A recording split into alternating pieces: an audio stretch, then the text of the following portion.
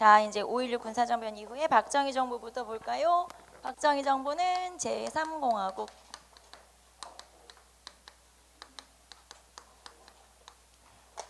삼공화국이라고 씁시다.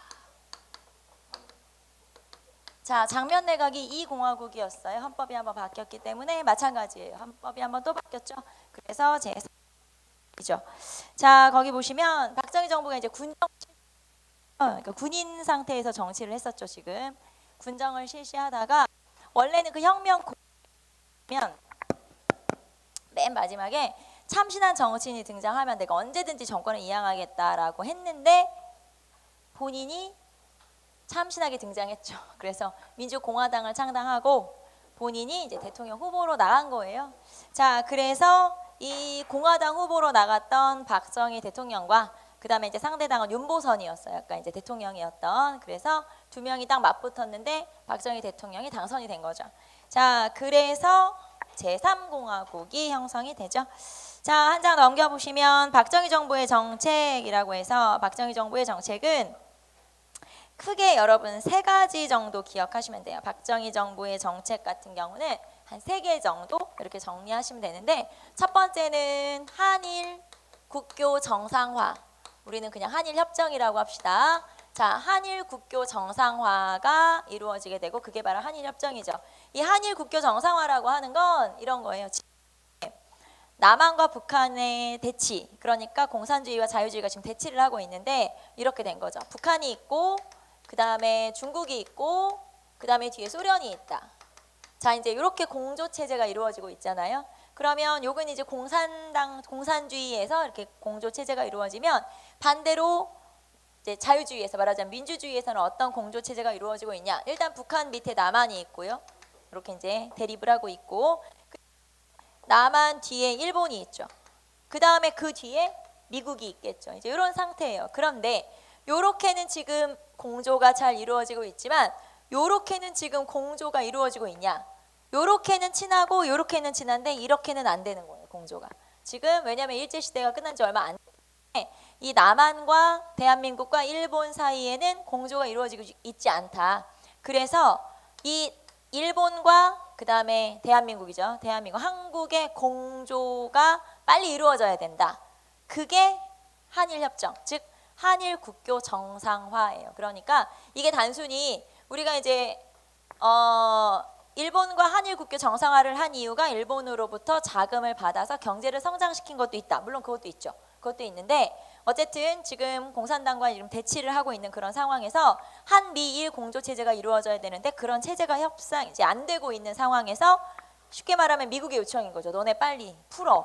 이거죠. 그만 싸워. 너네 풀어. 이렇게 된 거죠. 그래서 어쨌든 첫째 한미일 공조 체제를 위해서, 둘째 경제 자금을 받아서 우리가 경제 성장을 시키기 위한 그런 내용도 들어가는 거죠. 그래서 자, 한일협정이 이루어지게 되죠. 자, 그러면 이 한일협정과 관련된 사건이 또는 내용이 두 가지가 있어요. 관련 내용이 첫 번째는 김종필 오히라 메모라고 하는 게 있고요. 김종필 오히라 메모라고 하는 게 있고, 말 그대로 김종필과 오히라 사이에 쉽게 말하면 이제 협상이 이루어지는 거예요. 일본이 우리나라한테 독립 축하 자금을 주는데 얼마의 자금을 받을지가 서로 이제 메모가 왔다 갔다 하면서 정한 거예요. 그래서 그게 김종필 오히라 메모고, 두 번째는 이 한일 협정, 즉 한일 국교 정상화에 대해서 그러면 우리나라 국민들은 찬성이냐 반대냐? 당연히 반대죠. 왜냐면 이거는 굴욕적인 외교다라고 생각을 한 거예요. 그래서 아직은 너무 이르고 이건 굴욕적인 외교다라고 해서 반대를 했는데 이거를 우리가 6.3 시위라고 그래요. 즉 한일 협정에 반대한 시위, 그거를 6.3 시위라고 하죠. 그래서 요 한일 협정, 한일 국교 정상화와 관련된 내용으로는 김종필 오히라 메모와 6.3 시위, 반대한 시위로는 6.3 시위다. 굴욕적인 외교라고 생각을 한 거고요. 자, 그럼 이제 그 결론은 어떻게 됐냐? 당연히 한일 협정이 1965년에 체결이 되고 우리는 일본으로부터 독립 축하 자금을 받게 되는데, 이제 이게 무상으로 이제 얼마, 그다음에 유상으로 얼마, 그래서 우리가 총 한 6억 달러 정도를 무상 유상 섞어서 합쳐서 이렇게 받게 되죠. 그래서 그 돈이 경제 성장의 자금으로 쓰이게 된 거죠. 자, 그게 바로 한일 협정 체결. 거기 보시면 한미일 공동 안보 체제가 형성되었다라는 게 바로 그거예요. 그래서 그런 내용들 한번 읽어보시고 중간에 보시면은 김종필 오히라 메모가 나와 있고요. 자, 그리고 여기에 반대하는 게 민족적 민주주의를 장래한다. 장래라는 건 이제 죽으니까 장례식을 하는 거잖아요. 그래서 우리 민족적 민주주의가 죽었다라고 선언을 하면서 한일협정을 반대한 거죠. 그게 요 사료에 나와 있는 거고요. 자, 그럼 이제 문제는 뭐냐면 한일협정이 체결되면서 언급되지 않았던 것들이 지금 문제로 나타나고 있어요. 예를 들면 지금까지도 계속 문제가 되고 있는 위안부 문제. 그렇죠. 이제 위안부 할머니들 어제도 한 분이 돌아가셨어요. 그래서 지금 살아계신 분은 한 35분, 6분 정도만 살아계시고 지금 쉽게 말하면 이 위안부 할머니들이 돌아가시면서 증거가 사라지고 있는 거예요. 이렇게 표현해서 좀 죄송하지만 증거, 가장 확실한 증거는 그분들이거든요. 그분들이 내가 피해자다라고 하는 순간 증거가 살아있는 건데, 증거가 남아있는 건데 그분들이 이제 안타깝게 돌아가시면서 사실 어떻게 이렇게 표현하면 좀 죄송하지만 증거가 사라지고 있는 거여서 빨리 일본의 어떤 사과 또는 뭐 배상 이런 게 있어야 돼요. 사실은 돌아가시기 전에. 자, 어쨌든 위안부 문제라든가 그다음에 독도 문제, 위안부 문제, 독도 문제, 그리고 징용 피해자 문제도 요즘 얘기가 많이 되고 있잖아요. 그래서 그런 이제 징용 피해자들 문제도 있고, 자, 그다음에 일본과 우리나라는 해역이 굉장히 짧잖아요. 한일 협정이 체결되면서 이제 그거에 대한 논의를 했어야 돼요. 어업과 관련해서.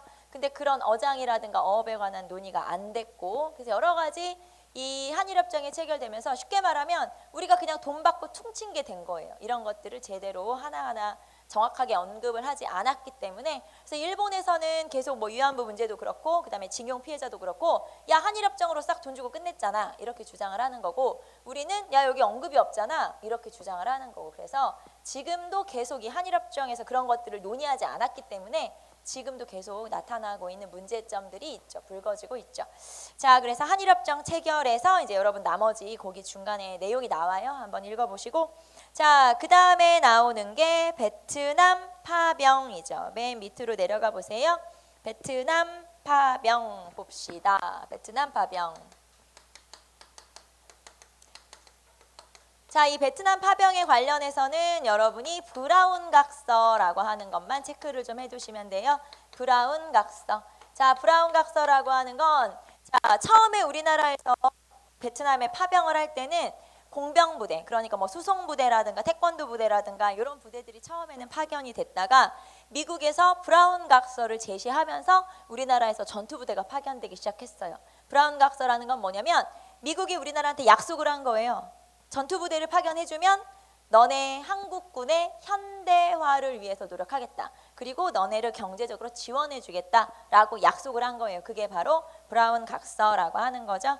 자, 그래서 한 장 넘기시면 브라운 각서 내용이 나와 있어요. 군사 원조와 경제 원조를 하겠다. 전투부대를 보내달라. 그런 거고, 결국에는 우리가 전투부대를 파견하게 되고 뿐만 아니라 이 베트남이라고 하는 게 이제 모든 베트남 전역에서 전쟁이 일어난 게 아니고 전선에서만 전쟁이 주로 이루어지고 후방에서는 계속 뭐 파괴된 건물이라든가 이런 것들을 계속 다시 짓고 복구하는 작업들이 이루어지면서, 그런데 우리나라 사람들이 많이 파견이 됐어요. 그래서 뭐 건설업체라든가 여러 가지가 파견되면서 거기에서 또 우리가 경제적인 이득을 얻기도 해요. 그래서 전체 뭐 총 국민 생산 이런 것 중에 한 10% 정도는 그 당시에 베트남으로부터 얻은 거예요. 그래서 경제 성장에 기여한 점도 없다고 할 수는 없죠. 그게 바로 이제 이때 베트남 파병 때 군인들을 파견한 것뿐만 아니라 우리가 다른 걸로도 경제적인 이득을 얻기도 했었어요. 베트남 특수라고 했었어요. 그 당시에는. 자, 어쨌든 이런 일들이 있었다. 자, 그 다음에 가로 5번으로 내려가시면 민주화 세력에 대한 탄압이 당연히 있었죠. 그래서 거기 보시면 인혁당 사건. 자, 인혁당이라고 하는 걸 이제 뭐 교수나 학생들이나 이런 사람들이 조직해서 정부 전복을 꾀하고 있다. 이런 식으로 이제 간첩으로 몰아서 처벌한 사건이고, 그 다음에 동백님 사건도 마찬가지예요. 동백님이 뭐냐면 동베를린. 그 당시에 동베를린은 쉽게 말하면 공산 세력이었어요. 말하자면 공산주의였고, 그 다음에 서베를린은 민주주의 세력이었어요. 그런데 베를린이 붙어 있다 보니까 사람들이 동베를린으로 갔다 올 수가, 사람들이 만약에 서베를린으로 내가 유학을 갔어. 근데 호기심이 생기잖아요. 공산당 어떻게 생겼지? 한번 가보고 싶다. 그러면 잠깐 이때는 여행도 가능했으니까 갔다 올 수 있어요. 그러면 이제 갔다 오면 어떻게 되냐? 이제 간첩으로 몰리는 거지. 내가 독일로 유학만 가도 그 유학생들 중에서는 너 간첩이지 이런 식으로 이제 간첩으로 몰리기도 했었던 일들이 굉장히 많이 일어났어요. 이런 이제 조작 사건들도 굉장히 많이 일어나게 되죠. 그게 바로 동베를린 사건이에요.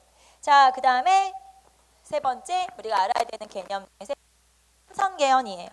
삼선개헌 1969년에 자 대통령은 몇 번 할 수 있다. 여러분 대통령은 몇 번 할 수 있죠? 2번 할 수 있죠? 박정희 대통령도 마찬가지였어요. 2번 할 수 있다. 그런데 박정희 대통령이 내가 지금 버려놓은 일이 되게 많아. 한 번만 더 하게 해주면 내가 다 정리를 하겠다. 한 번만 더 하게 해달라. 그래서 이 삼선 개헌, 그러니까 3번 대통령을 할 수 있게 해달라. 그래서 삼선 개헌이 통과가 되죠. 자, 맨 밑에 보시면 삼선 개헌을 강행하게 되고 당연히 야당과 학생들의 반대를 탄압하면서 통과를 시키게 되죠. 자, 그리고 결국에는 세 번째 대통령 선거에 나가게 돼요. 그게 1971년 대통령 선거. 자, 거기 보시면 1971년 대통령 선거에서는 자, 그러면 이제 여당은 당연히 박정희 대통령 후보겠죠. 그럼 야당은 누구야? 이 당시에 야당 후보가 김대중이었어요. 김대중이 40대 기수론을 내세우면서 젊은 김대중 대통령이 후보로 나갔었죠, 당연히. 자, 그리고 어쨌든 선거가 실시되면서 신민당의 김대중을 누르고 민주공화당의 박정희가 다시 한번 대통령이 당선이 되죠. 세 번째 대통령이 당선된 거예요. 3선에 성공하게 된 거고 이 선거에서 거기 보시면 여촌, 야도, 호남과 영남의 갈등이 나타나기 시작한다. 왜 우리가 지금도 영호남의 갈등이 있고 하잖아요. 그런 갈등이 여기서부터 시작된 거예요. 그래서 이제 약간 지역 감정을 좀 이용해서 대통령 선거를 한 거죠. 자, 어쨌든 7대 대통령 선거가 1971년 상대방 후보는 김대중이었다라는 거. 자, 그러면 대통령에 당선이 됐어요. 3번 했어. 자, 그리고 그 당시에 이제 국제적인 여러 가지 상황 자체가 이 박정희 정부에게 불리하게 돌아갔어요. 반공을 국시로 내세웠던 이 박정희 정부에 불리하게 냉전이 완화되기 시작했어요. 말하자면 반공 내세우면서 이제 정권을 이끌어 나갔는데 반공을 내세우기 무색하게 돼버린 거죠. 냉전이 완화되면서 닉슨 독트린이라는 게 69년에 발표됐거든요. 미국의 닉슨 대통령이 이제 그런 거예요. 말하자면 이 남한과 공산당과 공산주의와 민주주의 싸우는데 이게 핵전쟁이나 아주 심각한 전쟁이 아니거나 나라의 내전에 관련된 전쟁이거나 하는 건 앞으로 참여하지 않겠다. 그래서 원래는 베트남전을 지원하고 있었지만 베트남전에서도 손을 떼버려요. 그래서 베트남 공산화가 돼버리게 되죠. 그러면서 냉전이 서서히 완화되고 미국의 대통령이 중국을 방문하는 그런 일들도 나타나게 되면서 냉전이 완화되고 자 거기에다가 두 번째로 경제가 굉장히 어려워져요. 그래서 1970년대는 석유 파동이란 게 일어나게 되면서 경제도 굉장히 어려워지고 여러 가지 문제점이 이렇게 쌓이게 된 거예요. 자, 도저히 정권 유지가 어렵겠다라고 판단한 박정희 대통령은 자 이제 더 강력한 대통령 중심 체제 마련을 해야겠다라는 생각을 했죠. 그게 바로 맨 밑에 보시면 그 중간에 보시면 유신 체제예요. 그래서 유신헌법을 강행을 하면서 이제 유신헌법이라고 이제 개헌을 하게 되면서 이때 아주 강력한 대통령 중심 체제를 쉽게 말하면 독재 정치죠. 강력한 독재 정치를 하게 되죠. 그게 바로 유신 체제. 자, 그래서 유신 체제가 사공화국이에요. 유신 체제가 사공화국. 자, 아주 강력한 대통령 중심 체제를 압적 독재가 나타나게 되죠. 자, 등장 배경 쭉 나와 있죠. 한번 읽어보시고 자, 그래서 맨 마지막에 보시면 대통령의 권한이 극대화되었다. 여러분이 지문을 읽으면서 문제를 풀다가 지문을 읽으면서 이게 유신이네 라고 하는 걸 알 수 있는 힌트가 두 가지가 있어요. 첫 번째는 통일주체 국민회의. 국민회의라고 하는 게 바로 유신체제에서 이게 유신이구나 라는 걸 알 수 있고요. 통일주체 국민회의는 대통령을 선출하는 그런 곳이었어요. 그래서 여기에 당연히 친정부적인 인사들로 하여금 대통령을 선출하게 하죠. 이때 당시에 대통령의 임기는 6년이었고요. 중임 제한은 없었어요. 자, 중임 제한이 없다는 건 대통령을 쭉 할 수 있다. 그렇죠? 영구 집권할 수 있다는 거예요. 그래서 임기 6년짜리 중임 제한 없는 그런 대통령이 여기서 선출되는 거고, 두 번째, 정부를 비방하거나 대통령을 비판하는 그런 사람들을 잡아 가두는 거예요. 심지어는 죽일 수도 있어요. 사형에 처할 수도 있어요. 그거를 긴급 조치라고 해요. 긴급 조치권.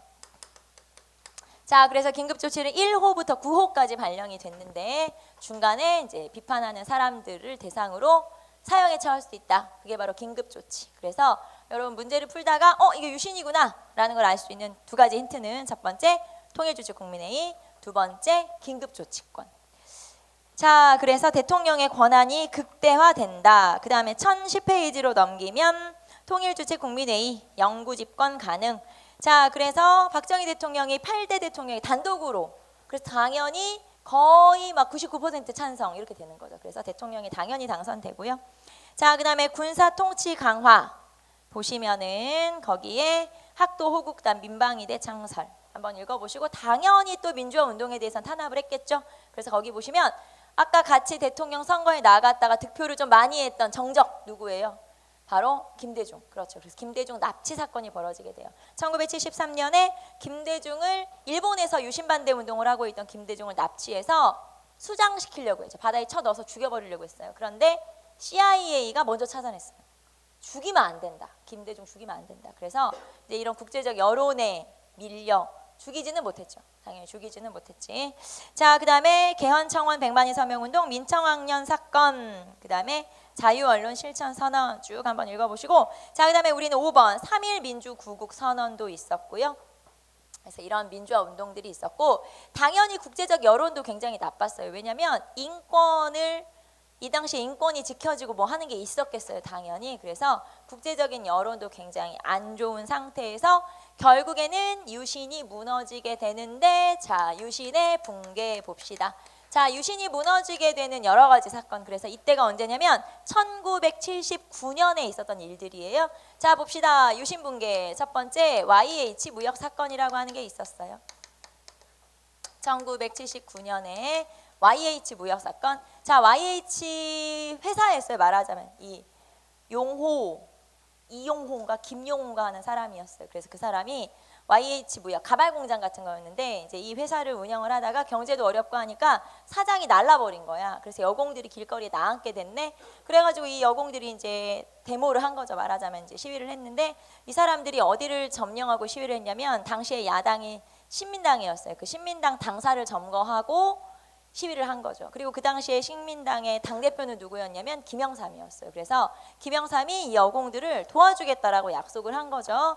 설마 경찰이 여기까지 진압을 하러 올 거라고는 생각을 못 한 거지. 그런데 진짜 경찰들이 들이닥친 거예요. 그래서 시위를 진압을 했네. 그러는 과정에서 여공 하나가 떨어져 죽고 막 사건이 커지게 된 거고, 자, 이 YH 사건도 있었고, 그 다음에 이 김영삼이 그 당시에 다른 그 외국 언론과 인터뷰를 했는데, 그 인터뷰가 약간 정부를 이렇게 건드리는, 비판하는 그런 인터뷰였어요. 그래서 이래저래 해서 결국에는 김영삼이 국회의원이었으니까 국회에서 제명이 된 거예요. 그래서 김영삼의 국회 제명이 있었죠. 그러니까 국회의원에서 잘린 거야. 쫓아낸 거지. 자, 그러자 이 김영삼의 근거지, 세력의 근거지가 어디였냐면 부산 마산이었고, 이 부산 마산에서 이제 이 김영삼 제명을 반대하면서 대대적인 또 시위가 있었어요. 그게 부마 항쟁이죠. 자, 그리고 이 부마 항쟁을 어떻게 처리할 것인가, 쉽게 말하면 이제 강경 진압을 할 것인가, 온건하게 진압을 할 것인가를 두고 청와대 내부에서도 의견이 나눠진 거예요. 그래서 대통령 비서실장과 중앙정보부장 사이에 의견이 대립하게 되고, 결국에는 그렇게 의견 대립이 합의를 보지 못하고 거기서 사건이 일어나게 되죠. 그게 박정희 대통령이 총에 맞아서 죽게 된 12.6 사태예요. 자, 그게 12.6 사태. 자, 이 12.6 사태가 박정희 사망이에요. 말하자면 박정희 대통령이 김재규의 총에 맞아 사망을 한 사건이 12.6 사태고, 자, 그러면 이제 박정희가 죽었지, 그 다음에 이제 유신이 무너지겠지. 그러니까 민주화 운동이 민주화가 일어날 줄 알았죠. 민주주의가 이제 드디어 나타나게 되는구나. 그런데 얼마 안 가서 또 군인들이 등장을 하게 돼요. 자, 뭐예요? 그 사건이 12.12 사태. 자, 12.12 사태라고 하는 건 신군부의 등장이에요. 자, 여기서 말하는 신군부는 누굴까요? 그쵸? 전두환 지금도 아주 건강하게 살아계시는 우리 전두환 전 대통령, 전 대통령. 그래서 신군부가 등장을 하게 돼요. 이 신군부가 전두환 노태우가 등장을 하게 되죠. 그게 바로 12.12 사태예요. 그래서 요 12.12 사태로 다시 군인이 또 등장하게 되네. 자, 유신헌법은 그대로 남아있지 군인은 또 등장했지 안 되겠네. 그래서 그때 대대적인 또 시위가 전국적으로 일어나게 되고 그게 5월의 봄, 말하자면 서울의 봄이죠. 자, 서울의 봄이라고 해서 그때 이제 1980년 5월에 아주 대대적인 전국적인 시위가 있었고 보통 우리가 1960년대 소련에 저항한 체코 프라하에서 일어난 시위를 프라하의 봄이라고 하거든요. 그래서 그거에 빗대서 이 1980년 5월의 이 시위를 서울의 봄이라고 그래요.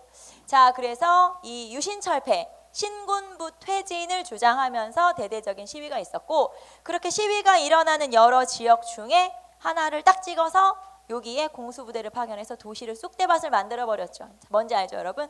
그게 5.18 민주화 운동이죠. 자, 그러면 우리는 1011페이지 12.6 사태, 자, YH 무역 사건 그리고 부마 항쟁 12.6 사태까지 그리고 한 장 넘겨서 자, 거기 보시면 5.18 민주화 운동 전두환 정부 봅시다. 최규하 정부의 출범. 최규하는 누구지? 박정희가 사망하고 나서 대통령의 통일주체 국민회의에서 대통령에 선출된 사람이 최규하예요. 그러니까 박정희, 최규하, 그 다음 전두환 이렇게 연결되는 거죠. 그래서 중간에 10대 대통령이 바로 최규하 대통령이고요. 자, 그리고 나서 12.12 사태 봅시다. 신군부 세력, 이때 등장한 사람이 바로 전두환 노태우죠.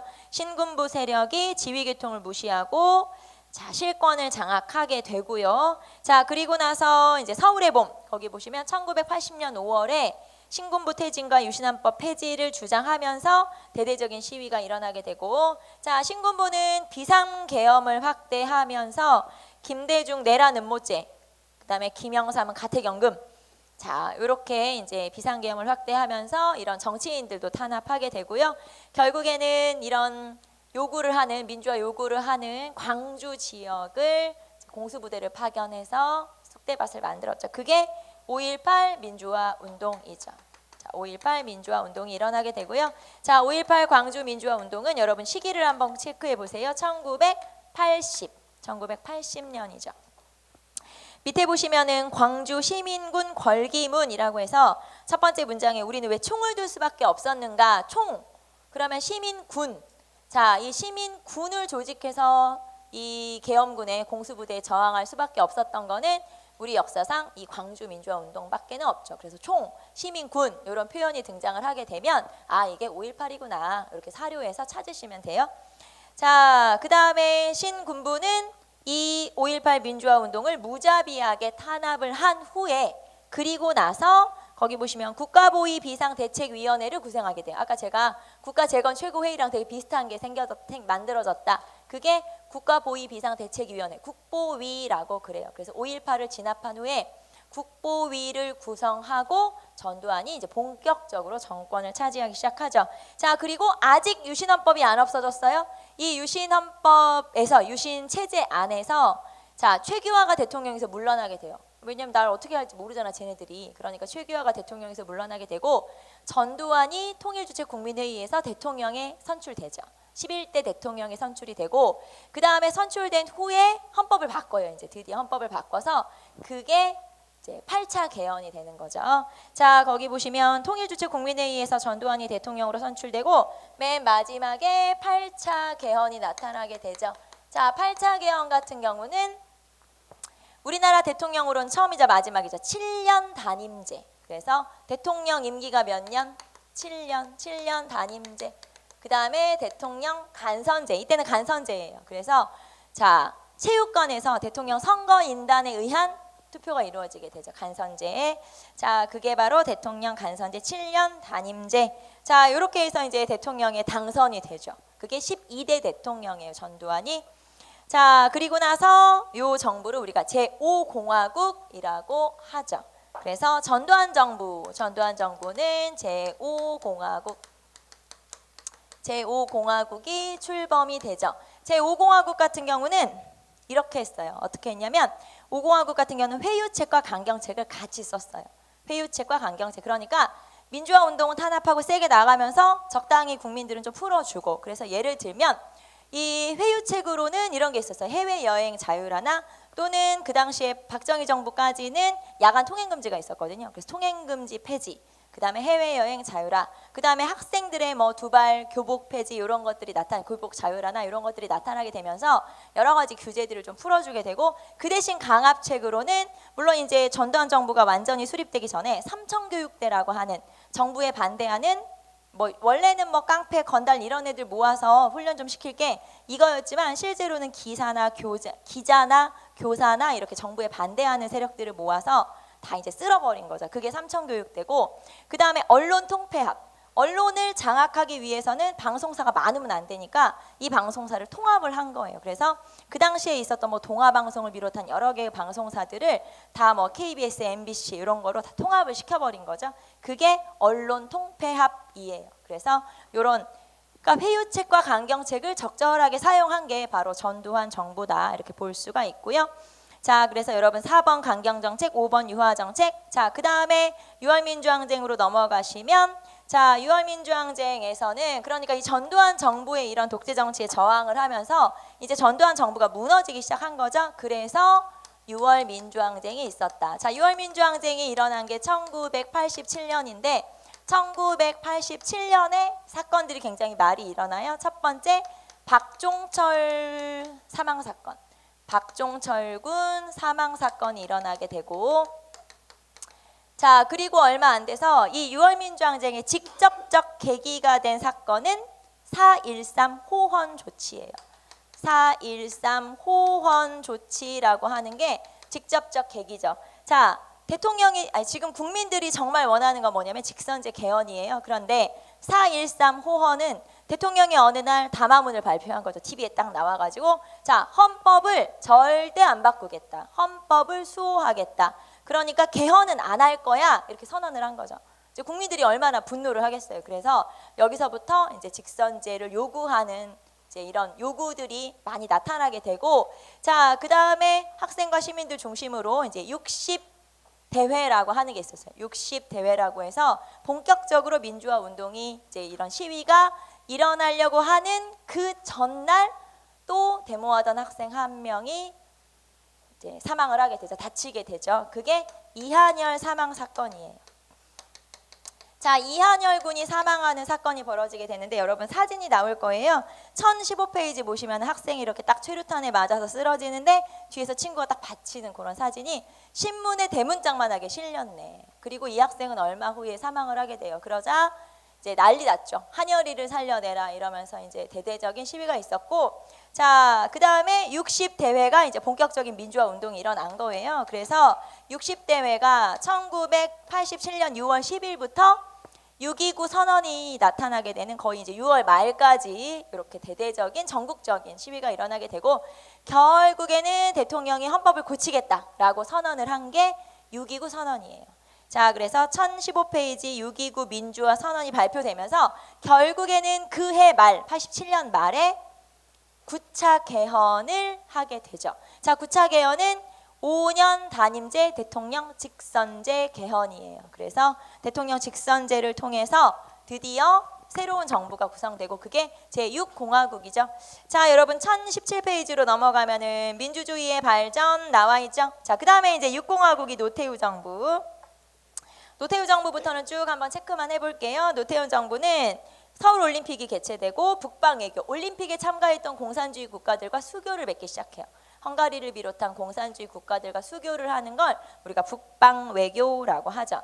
자, 그리고 1991년 9월에는 남북한 유엔에 동시 가입하게 돼요. 그래서 드디어 남북한 유엔 동시 가입이 나타나게 되고, 그 다음에 바로 그해 말에 남북 기본 합의서라고 해서 이제 다시 한번 통일에 대한 논의를 하게 되죠, 북한과.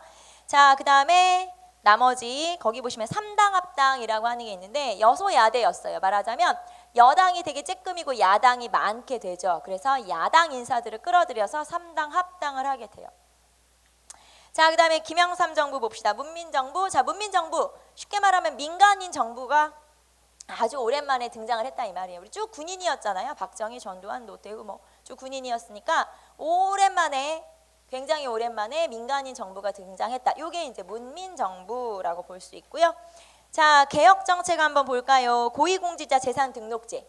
지금도 왜 우리 뭐 장관 후보 하면 재산 딱 공개하고 뭐 국회의원도 재산 공개하잖아요. 고위공직자 재산 등록제. 그다음에 금융실명제. 금융실명제는 예전에는 내 이름 아니어도 통장을 마음껏 만들어서 쉽게 말하면 이제 비상금을 쫙 만들어 놓을 수 있었지만 지금은 자기 이름으로만 통장을 정확하게 딱 자기 이름으로만 통장을 개설할 수 있게 되면서 쉽게 말하면 뭐 비자금 조성 이런 게 이제 어려워지게 된 게 바로 금융실명제고, 자, 그다음에 지방자치제 전면 시행. 자, 그리고 역사 바로 세우기라고 해서 자, 앞에 전두환 노태우 대통령을 법정에 세우고 그다음에 총독부 건물을 철거하고 이런 일들이 있었죠. 자, 그리고 우리가 OECD의 선진국들의 모임이라고 할 수 있는 OECD에 가입을 했는데 가입을 1996년에 했거든요. 그런데 그 다음에 바로 그쵸, IMF 국제통화기금에 이제 우리가 지원을 받게 되죠. 그래서 외환 위기를 맞이하게 되죠. 자, 그다음에 김대중 정부로 넘어갈까요? 자, 김대중 정부는 국민의 정부. 자, 김대중 정부의 의미는 여야의 평화적인 정권 교체. 말하자면 야당 대통령 후보가 당선이 된 거예요. 그래서 여야의 평화적인 정권 교체가 최초로 이루어졌다. 이게 바로 국민의 정부. 자, 그리고 이 김영삼 정부 때 외환 위기를 맞이하게 됐는데 빌려온 돈을 IMF로부터 빌려온 돈을 우리가 요때 김대중 정부 때 갚게 돼요. 원래는 5년 기한으로 갚기로 되어 있던 걸 3년 만에 다 갚게 되죠. 그래서 외환 위기를 극복한 시기가 김대중 정부.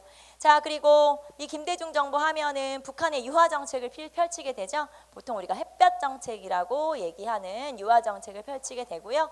자, 그러면서 남북 정상회담, 우리가 이제 최초로 분단 이후에 최초로 정상회담을 하게 되죠. 그게 이제 1차 남북 정상회담이고 여기에서 통일 원칙을 합의하게 되죠. 통일 원칙에 그게 6.15 남북 공동선언이에요. 그래서 6.15 남북 공동선언에 이제 합의를 하게 되죠. 자, 그리고 노무현 정부, 이명박 정부 이렇게 쭉 한번 보시고 밑에 보시면은 개헌의 과정이 쭉 나와 있어요. 특히 여러분 요 개헌의 과정 중에서 민주화 운동과 관련된 개헌을 좀 정리하시면 되죠. 예를 들면 3차 개헌은 4.19 혁명이 원인이 된 거고 그 다음에 9차 개헌은 6월 민주항쟁이 원인이 돼서 나타나게 된 거죠.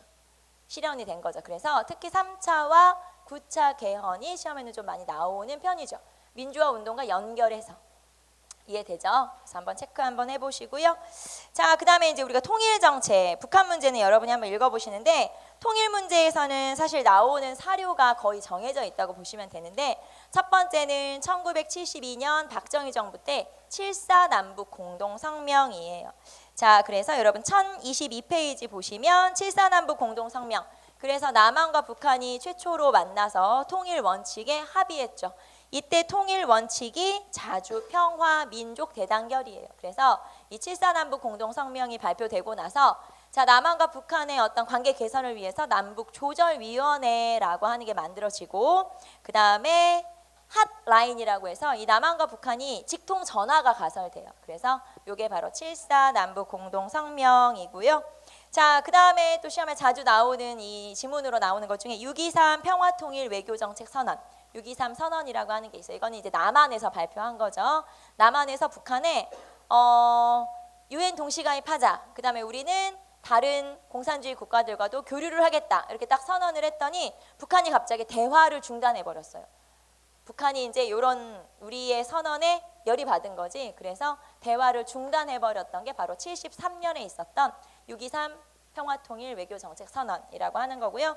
자, 그 다음에 나머지 한번 볼게요. 7.7 선언이라고 해서 1988년에 노태우 정부 때, 그리고 한민족 공동체 통일 방안이라고 해서 1989년에 남한에서 통일 원칙을 발표한 거죠. 자, 그 다음에 90년대로 넘어가시면 자, 요거는 이제 여러분 순서를 좀 체크하시면 돼요. 남북한 UN 동시가입. 아까 정부로 따지면 누구라고 했어요? 노태우 정부 때. 자, 그리고 남북 기본 합의서를 채택하게 되죠. 남북 기본 합의서는 여러분 오른쪽에도 내용이 나와 있는데 내용 거기 보시면 남한과 북한 사이에 화해, 그 다음에 불가침, 상호 불가침, 서로 침범하지 말자. 그리고 체제를 인정하자. 이런 내용이에요. 그래서 남북 기본 합의서. 자, 남북 기본 합의서는 UN 동시가입이 먼저냐, 기본 합의서가 먼저냐 이렇게 많이 물어봐요. 그래서 기본 합의서가 나중이고 유엔 동시갑이 먼저죠.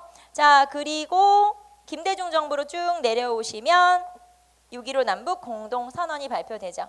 자, 그래서 1025페이지 보시면 6.15 남북 공동선언의 내용이 나와 있죠. 그리고 이 선언의 결과 금강산 관광, 여기서 말하는 금강산 관광은 이제 6.15 남북 공동선언 이후면 금강산 육로 관광이에요. 2003년부터 버스 타고 가는 거죠. 그 전에 배 타고 가다가 육로 관광이 이루어지고, 자, 그다음에 경의선 연결, 경의선 철도가 연결되고, 그다음에 이산가족 상봉이 이제 정례화되는 이런 결과를 가져오게 되죠. 그래서 6.15 남북 공동선언 한번 체크해 보시고, 오른쪽에 보시면 통일을 위한 노력도 나오고요. 지금 여기는 안 나왔지만 맨 마지막에, 표의 맨 마지막에 보시면 노무현 정부 때 2차 남북 정상회담이 열리면서 14선언이라고 하는 게 발표가 돼요.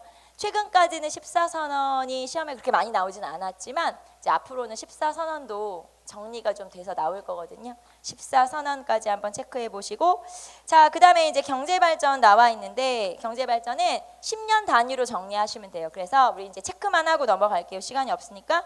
1950년대에서는 자, 1950년 6.25 전쟁이 끝나고 나서 원조 경제가 이루어지게 돼요. 그래서 이런 원조 경제를 뭐라고 하냐? 삼백산업이라고 그래요. 1029페이지로 넘어가시면 6.25 전쟁의 전후 복구, 그리고 미국의 원조가 있었고요. 맨 마지막 줄에 나오네요. 면방직, 재당, 재분. 이게 이제 하얀 거 3개. 그래서 삼백산업이라고 해요. 그래서 1950년대는 삼백산업. 1030페이지 오른쪽에 조그만 글씨로 나와요. 삼백산업. 자, 그래서 밀가루, 면화, 그 다음에 설탕, 이렇게 3가지 삼백산업 1950년대 미국의 원조에 의해서. 자, 그 다음에 60년대로 넘어가면 우리 이거 아까 했죠. 경제개발 5개년 계획을 수립한 거는 장면내각, 실시한 거는 박정희 정부, 박정희 군정부터. 자, 그래서 1962년에 1차 경제개발 5개년 계획, 그 다음에 1966년에 2차 경제개발 5개년 계획이 실시되는데, 이제 67년에, 그래서 이렇게 60년대는 주로 1, 2차 경제개발 계획이 실시되고요. 1, 2차에서는 경공업, 노동집약적 경공업이 발전을 하게 돼요. 자, 그 다음에 여러분 1031페이지부터 보시면 3, 4차 경제개발 계획이 실시가 되죠. 1970년대는 3, 4차 경제개발 계획. 자, 그러면서 거기 보시면 중화학공업이 육성되죠. 그래서 60년대는 경공업, 70년대는 중화학공업. 자, 그리고 수출 자유지역이 조성된 것도 70년대. 그 다음에 공업단지, 왜 우리가 중화공업단지들이 만들어지죠. 공업단지가 만들어진 것도 70년대. 그래서 70년대에는 주로 중화학공업이 발전하게 된다. 자, 그러다가 80년대 중반에 가면은 경제가 확 성장할 때가 있어요. 그 확 성장할 때가 정부로 따지면 전두환 정부인데, 그때를 우리가 삼저호황이라고 그래요. 1032페이지 가로 3번에 80년대 중반 삼저호황, 저금리, 저달러, 저유가, 이런 조건들이 딱 맞아 떨어졌어요. 만약에 지금 이런 조건이 된다고 해도 경제가 성장하진 않아요. 이때는 그런 조건들이 딱 맞아 떨어졌기 때문에 경제가 확 성장을 할 때가 있었죠. 자, 그러다가 90년대로 넘어오게 되면 이제 경제 개방 정책이 있었다. 이렇게 보시면 되겠죠. 자, 그래서 1990년대는 WTO 체제가 출범하게 되면서 경제 개방이 있었다. 그래서 50년대는 삼백산업, 60년대는 경공업, 70년대 중화학, 80년대는 삼저호황으로 경제 성장, 90년대는 개방 압력, 이렇게 보시면 돼요. 그래서 10년 단위로 이렇게 경제는 정리를 좀 하시면 되고요. 그 다음에 사회문제, 노동문제 쭉 넘겨보시면 2개만 체크할게요. 1038페이지에 새마을운동. 1970년부터 새마을운동이 나타나기 시작하죠. 새마을운동은 처음에는 농촌 근대화 사업이었어요. 그래서 뭐 초가지붕, 슬레이트 지붕으로 바꾸고 도로 포장하고 이런 운동이었지만, 이게 나중에는 이제 도시까지 확산되면서 약간은 이제 뭐 정신적인 그런 운동으로 이제 성장을 하게 되죠. 그게 바로 새마을 운동이고요. 자, 그 다음에 노동운동은 노동 환경이 굉장히 열악한 나머지 이제 이 노동자 하나가 분신을 하게 되는데, 이 사건으로 노동 문제에 관심을 갖게 되죠. 그게 1970년에 있었던 전태일 분신 사건이에요. 자, 그래서 1039년 전태일 1039페이지에 1970 전태일 분신 사건이 있었고, 자, 그 다음에 한 장 넘기시면 이제 IMF를 극복하면서 김대중 정부에서 이 노동 문제를 해결하기 위해서 노사정위원회라고 하는 걸 만들게 돼요. 그래서 1998년에 노사정위원회가 만들어지게 되죠. 그래서 그것도 한번 체크해 보시고, 자, 그 다음에 나머지 뭐 현대 문화 성장 이런 거는 여러분이 한번 읽어보시고, 자, 여기까지 해서 우리가 근현대사 정리를 했고요. 현대사에서는 우리 아까 한 3가지 정도로 분류하시면 돼요. 첫 번째는 정부 수립 과정, 두 번째는 민주화 운동과 개헌, 세 번째는 통일 정책. 이렇게 또 하나 굳이 하자면 경제 정책. 그래서 이렇게 4가지 정도로 정리할 수 있으니까 현대사 한번 정리해 보시고요. 자, 여기까지 해서 우리가 2달 진도를 마무리할게요. 자, 그동안 수고하셨고 복습도 열심히 하시고요. 여기까지 할게요. 수고하셨습니다.